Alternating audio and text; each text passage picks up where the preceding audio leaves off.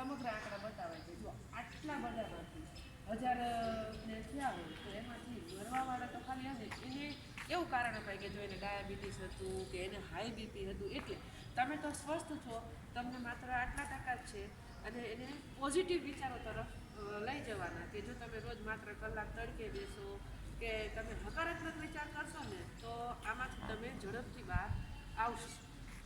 અને બાળક પણ કદાચ કોરોના પછી અહીંયા શાળાએ આવે તો એને શિક્ષણ સાથે આપણે જે વસ્તુ કરવાની છે કે એક તો એને વારંવાર સતત એવું કહેવાનું છે કે તમે ભલે હકારાત્મક વિચાર કરો પણ બને ત્યાં સુધી બીજાથી થોડુંક સોશિયલ ડિસ્ટન્સ જો આપણે જાળવશું તો હવે પછી આપણે એના વાહક બનશું નહીં. એટલે બાળકોને આપણે માનસિક રીતે તૈયાર કરશું અને સામાજિક રીતે પણ સતત એવું કહેતા રહીશું કે ભાઈ આપણે જો આમાંથી બચવું હોય તો આનો આ એક જ રસ્તો છે કે માસ્ક પહેરીએ અને સતત એને બાળકોને આ પ્રત્યે આપણે જાગૃત છે એ રાખવાના. બાળક સેજ પણ ન ભૂલી જાય એ રીતે.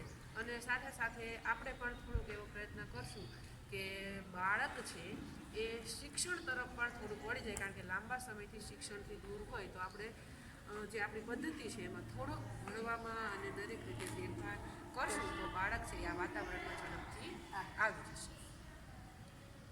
ત્યારે તો કોરોના જ્યારે હતો ને ત્યારે આપણે ખૂબ જ સાવચેતી લીધી. જ્યારે આખા જિલ્લામાં એક કેસ નહોતો ત્યારે આપણે ખૂબ સાવચેતી, ઘરથી બહાર નીકળતા પણ ડરતા. અને અત્યારે કેસ એટલા બધા વધી ગયા છે અને અત્યારે આપણે એકદમ હાવ નિશ્ચિત થઈ ગયા છે. એટલે એ નિશ્ચિત આપણે થઈ ગયા છે એટલે બાળકને એમ કે ભલે હવે જે આપણું અટકી ગયેલું છે શિક્ષણ કાર્ય છે કે સામાજિક કાર્ય છે એને આ રોગને સ્વીકારી અને આપણે સાથે ચાલવાનું કે હાલો કામ શિક્ષણ છે તો શિક્ષણ આપણે હવે બંધ નથી કરવું. કારણ કે ઘણા સમયથી શિક્ષણ આપણું બંધ છે. શિક્ષણને આપણે ચાલુ કરીએ તો એવી રીતે ચાલુ કરીએ કે ક્લાસની અંદર પણ બાળક છે એ સતત એકબીજાથી દૂર રહે.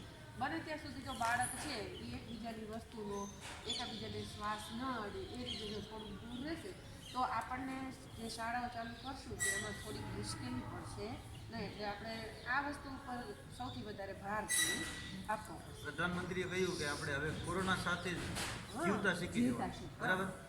એટલે ઘણા માણસો એમ થઈ ગયું કે હવે મુખ્યમંત્રીએ છૂટી આપી દીધી. હકીકત વસ્તુ એવી નથી. છૂટી એટલે કે તમારે જે ફરજિયાત જરૂર પડે એમાં જ તમે બહાર નીકળો. ખાલી ખોટા અમથા આંટો મારવા નીકળી જાય. અને અત્યારે હમણાં આપણે દિવાળી ગઈ પછી ચૂંટણી ગઈ ત્યારે માણસોને આમ એકદમ ભૂલી જ ગયા હતા કે કોરોના એમ જ થઈ ગયું કે આપણે કોરોનાને વિદાય આપી દીધી.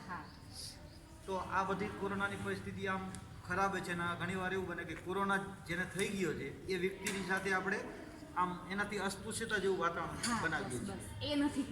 એ વ્યક્તિ હકીકતમાં એની અંદર ઇમ્યુનિટી વધી જાય છે, એને કોરોના થવાની શક્યતા ઓછી છે, છતાં એનાથી આપણે દૂર રહીએ. એ નથી કરવાનું. અને ઘરમાં કોઈને કોરોના થયો હોય તો મેં તો અમારા ગામમાં એક કિસ્સો જોયો કે ઘરની અંદર કોરોના થયો હોય તો કેમ થાળીમાં પેલું જમવાનું મૂકીને આમ ધક્કો મારી.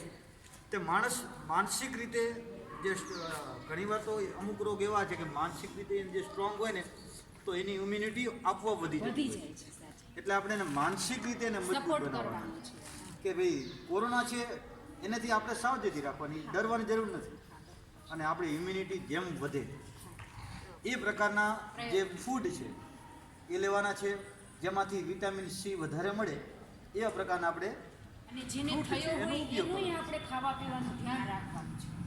આ તો કોરોનાની વાત છે પણ ગમે તે રોગમાંથી વ્યક્તિ જ્યારે બેઠો થયો હોય ત્યારે એમને સૌ પ્રથમ તો એમના કુટુંબને એને ખાસ કરીને હુંફો મળવી જોઈએ. હવે પછી બીમારી એમાં ન આવે તો એનું ધ્યાન છે એના કુટુંબના કોઈ પણ સભ્યો હોય એને એના ઉપર એનું ધ્યાન રાખવું જોઈએ. એની નિયમિત ખોરાકનું ધ્યાન રાખવું જોઈએ, નિયમિત દવા આપવી જોઈએ અને એનું દિનચર્યા જે છે એ નિયમિત થાય અને એના કુટુંબનો એને આમ એકદમ ભરપૂર સપોર્ટ મળે તો હું માનું છું ત્યાં સુધી વ્યક્તિ એના રોગ જે થયો હોય એની માનસિકતામાંથી વહેલો બહાર આવે અને એના પ્રત્યે કોઈ પણ વ્યક્તિએ જે રોગ થયો હોય જે પીરોગ હોય એમાંથી વ્યક્તિ બહાર આવ્યો હોય તો એના પ્રત્યે આ તો કુટુંબ હોય પણ આજુબાજુના પાડોશી જે છે કોઈ વ્યક્તિ છે એને લાગણી અને હૂફ તો મળવી જ જોઈએ અને એનો હકદાર છે.